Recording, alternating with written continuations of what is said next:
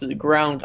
When he's in the middle of the park, he has more space to operate. Yeah. And when he's restricted on that wing, it just keeps him in that corner of sorts. Compared to when you put someone in the middle of the field, they can drift off to the left, drift off to the right, stay in the middle. If you give Pulisic that free roam to go in the middle of the park, it's a home run. It also helps Michael Bradley and Kellyn Acosta, who get sometimes sucked up, or one of them backtracks, or they have no good communication, and then it leaves gaping holes, as you saw against Costa Rica. So by having Pulisic play in the middle in front of Bradley or in front of Costa, it opens up that room to sit back and do what their job is, and it's to be defensive midfielding stoppers. It isn't to create. Michael Bradley, Kellyn Acosta don't have that creativity that Christian Pulisic has. No, absolutely. That's very true. And that's why I think he should be more centrally. The thing is, will Bruce put him centrally, or will Bruce put him on the wing? Yeah. That's the question of the day. It's the question of the day. Listeners, let us know. Follow us on Twitter at UncSamSoccerPod. As far as forwards goes, Josie Altidore, Clint Dempsey, Bobby Wood, Chris Wondolowski.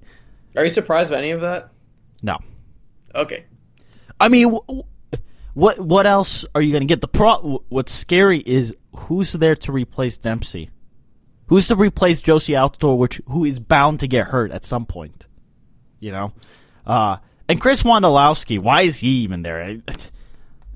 Well, we'll talk about that later. Yeah, we'll talk about that later. But what about you? Surprising names? No. On this roster overall... Well, as far as the forward position goes. But forwards, no. Who do you expect?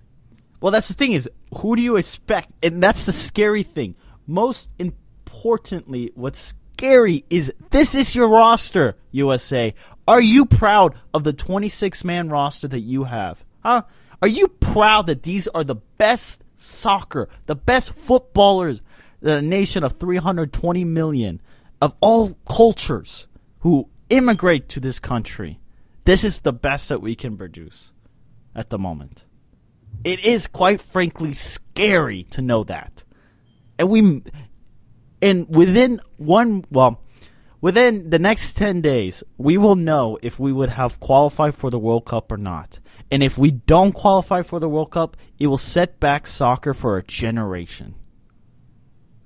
Oh, yeah. I mean, I saw an article saying that it would be good if the U.S. missed the World Cup. I think the soccer not being as popular as it is in the States, it could be so crucial to boost MLS and to boost the national team as a whole. Missing it would, I would say, it would be a DEFCON 5 situation right there. It would be terrible. But the roster. Remember, catch our preview show coming up later this week. We'll talk about the two massive games, give you our lineups, give you a little insights on what to expect. Orlando City Stadium is going to be awesome. Can't wait to see that. But up next, we got some Atlanta United insight.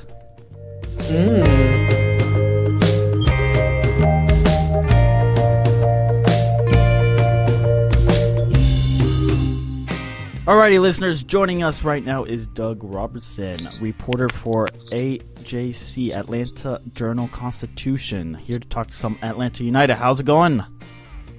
Oh, it's fine. It's fine. How are you doing tonight? We're doing great. And let's get straight to it. Atlanta United, what a season they have had.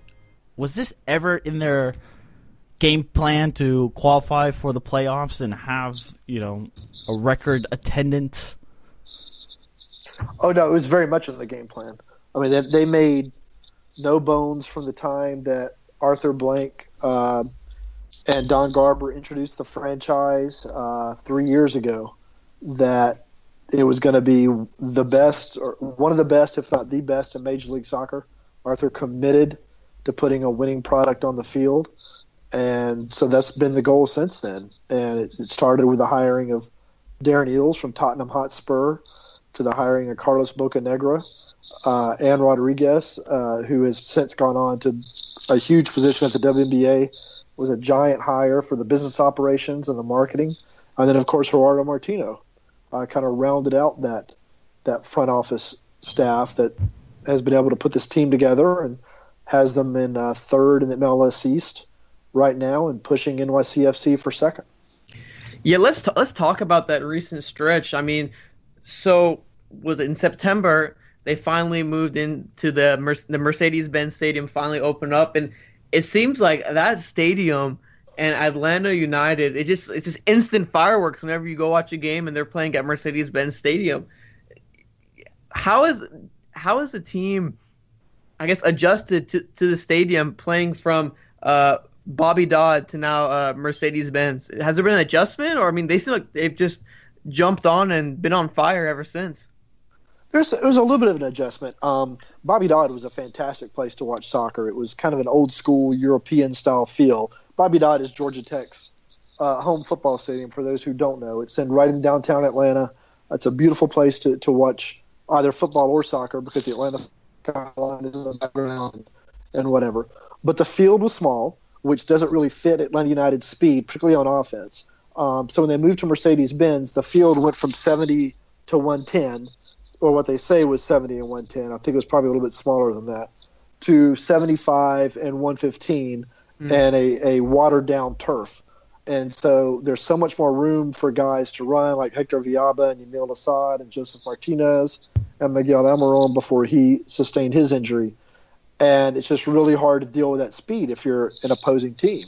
And so through their first 6 games, which were played in 18 days, they went 5-0-1 and outscored people 22-3 with 5 shutouts. It was really an impressive performance at the $1.5 billion stadium. Doug, I gotta ask you, because Michael Bradley has come out and criticized the turf up in New England for not necessarily being turf, but the lines on the field. Now, I think soccer is meant to be played on grass. Turf isn't necessarily the best for the sport. How have the players adjusted to playing on turf at the Mercedes-Benz Arena? I agree with Michael Bradley on the lines on the field. Atlanta United played at New England Saturday night. Oh, that was terrible. Oh, that was even worse. Horrible. Yeah, it was horrible. I don't know why Robert Kraft won't fix that situation, but Major League Soccer should be embarrassed by it and should make him fix it because it's ridiculous. They can erase some of the end zone lines and repaint them, and if they can do that, why can't they do it for the whole field? But anyway, Mercedes-Benz Stadium, that was actually one of the very first questions Arthur Blank was asked at that introductory press conference was, would there be football lines on the field? And he committed to no. And so when you go to an Atlanta United game at Mercedes-Benz, there are no football lines on the field. Frankly, you won't even see anything related to the Falcons. But in a few places in the stadium, it's all devoted to Atlanta United on their game days.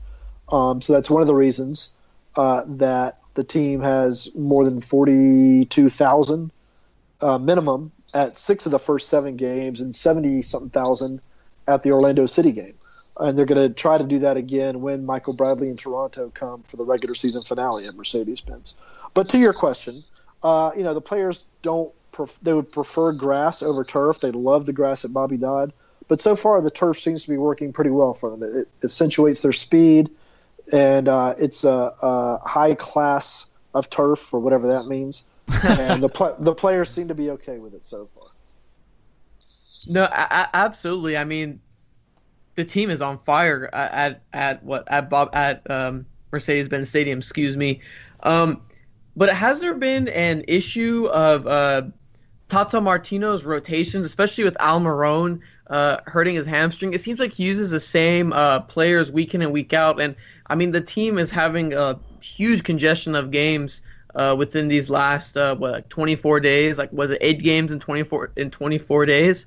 Yeah. Is there a concern with his squad rotation, especially with the playoffs coming up, and again with Almiron's injury?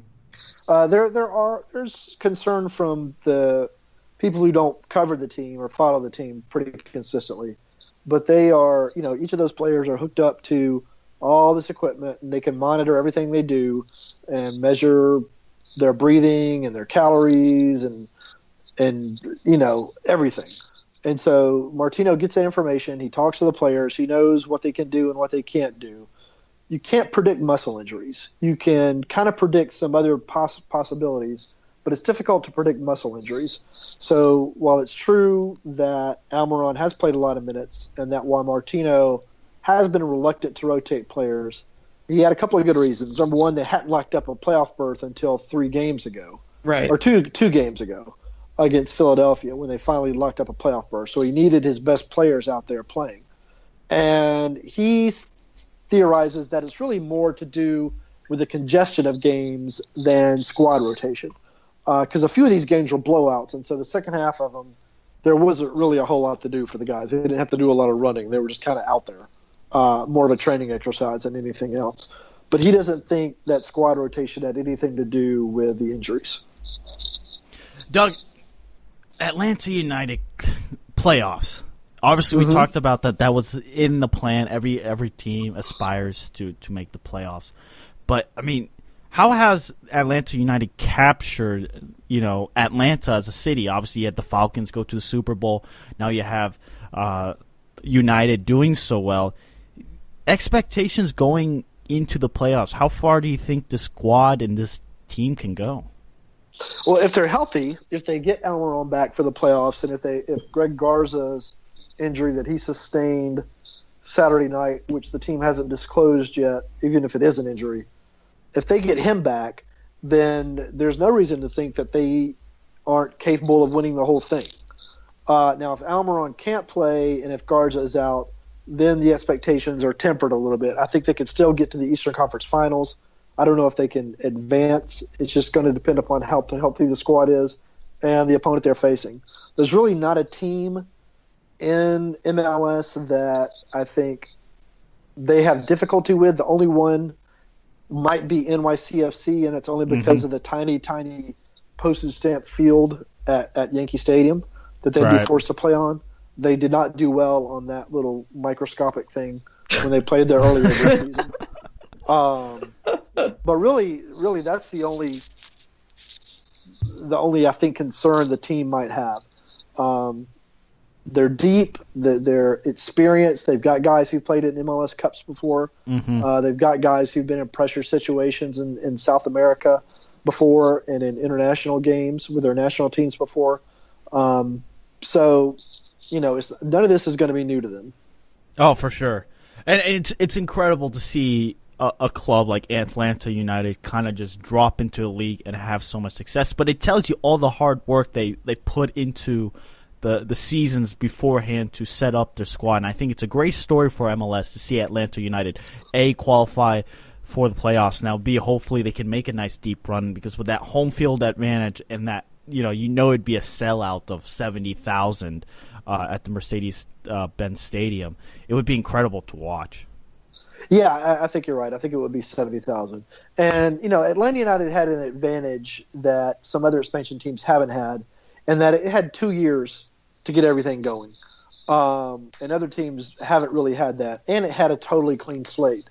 It didn't have anything left over that it felt like it had to incorporate or use that maybe it didn't want. And I'm not saying other teams have had that particular thing, but they have already had training centers or players or coaches or something that they've taken with them from a lower division into MLS or whatever, however they were born. But Atlanta United took full advantage of those 2 years. And, I mean, people in Atlanta know that if Arthur Blank signs on to do something, such as with the Falcons, that he's gonna spend the money. He's gonna make it as good as he can possibly make it, within all expectations. And so I think that's been a huge component of the popularity of the team, is that fans know if we put ourselves into this team, Arthur Blank is going to do everything he can to help us feel the way we want to feel with success on the field, which is different than the Braves, whose ownership is Liberty Media out in Colorado, who don't seem to care a whole lot about what goes on with the team. The Hawks just got a new owner, and he seems to be more in the Blank mold than the owner of the Braves, so we'll see what happens there. But the ownership group before that was a consortium that was just full of infighting and all this other mess, and people didn't like that very much. But I think that was a huge reason for the fans' interest in the team. I mean, let's talk about the fans, Doug. I mean,